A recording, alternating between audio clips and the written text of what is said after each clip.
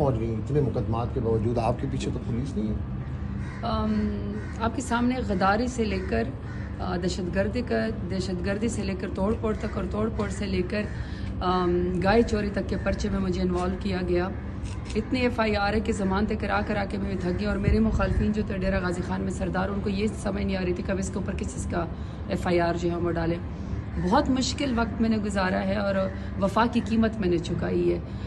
अपने लीडर इमरान खान से वफा की और वफादारी की कीमत मैंने चुकाई है और सब्ज़ हिलाली परचम पाकिस्तान से मोहब्बत की भी मैंने कीमत चुकाई है। बड़ा मुश्किल था मेरे लिए सरवाइव करना और अपने मुल्क के अंदर अगर आपकी शख्सी आज़ादी ख़त्म हो, वो मेरे लिए बहुत मुश्किल था।